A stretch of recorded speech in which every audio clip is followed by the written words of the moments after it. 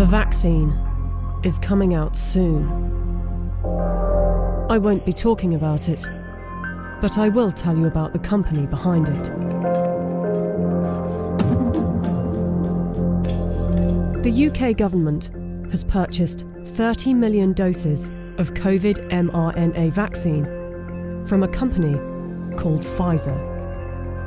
The vaccine is due to be delivered in November, with the potential of 100 million doses by the end of the year and 1.3 billion doses next year.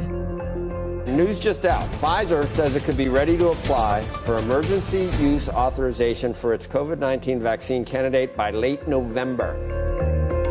It won't be mandatory at the beginning, but judging from the large orders, a gradual plan will be implemented to persuade and incentivize people to take the vaccine and put restrictions on people that don't, along with shaming campaigns.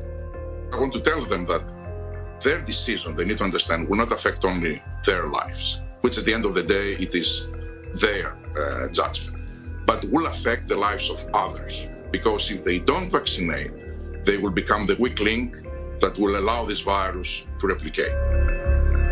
Some will say that this is conspiracy theory, so let's just stick to the facts. The government trusted Pfizer to vaccinate the British people, so it's logical to want to inquire into the company's track record in safety and ethics. After all, they must be trustworthy in fighting for humanity, right?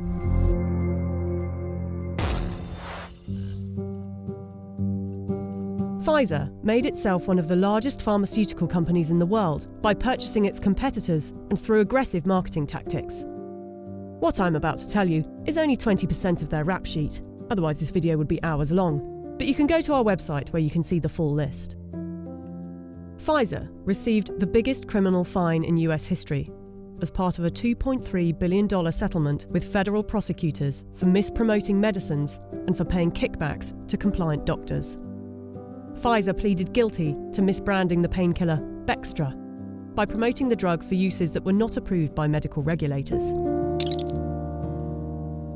In the 90s, they were involved in defective heart valves that led to the deaths of more than 100 people.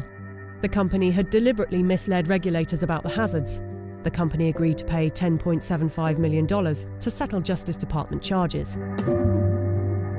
Pfizer also had a class action suit with a $60 million settlement over Resolin, diabetes medication, that resulted in patients dying from acute liver failure, said to be caused by the drug.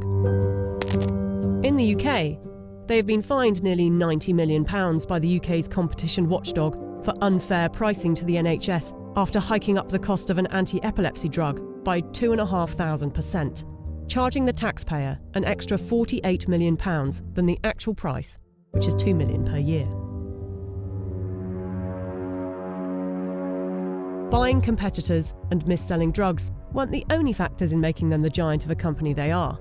Their special relations with doctors and medical professionals has also helped. In 2004, Pfizer's subsidiary agreed to pay $430 million to resolve criminal charges that it paid physicians to prescribe its epilepsy drug, Neurontin, to patients with ailments for which the medication was not approved.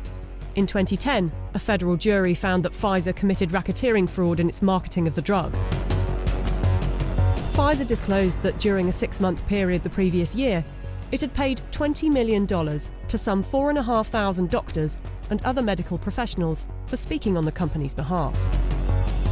In 2012, the US Securities and Exchange Commission announced that it had reached a $45 million settlement with Pfizer to resolve charges that its subsidiaries had bribed overseas doctors and other healthcare professionals to increase foreign sales. But some of you might say they are a business and they don't get to make billions a year by not being competitive. They're still trying to help humanity. Pfizer was sued in a US federal court by Nigerian families who accused the company of testing a dangerous new antibiotic called Trovan on children without parents' consent and using their children as human guinea pigs. A panel of medical experts concluded that Pfizer had violated international law, and the company agreed to pay $75 million to settle the lawsuits in Nigerian courts. The US case was settled for an undisclosed amount. Amid widespread criticism of high pricing for poor countries, and in particular AIDS medications, Pfizer offered to donate a 2-year supply of its drug, Diflucan, worth $50 million to the South African government. Yet in 2003, Pfizer backed away from the company's plan to license its AIDS drug for low-cost distribution in poor countries. The list goes on. I don't want to bore you with it. But ask yourself, if it was a car manufacturer, would you buy a car from them? We plan to honor our history, and we will only bring to the world a vaccine that have been proven safe and efficacious. If Pfizer is trustworthy enough to be given one of the keys to vaccinate the population with something that was knocked up in a few months, and with such a track record for safety and ethics, I know what I think. Do you?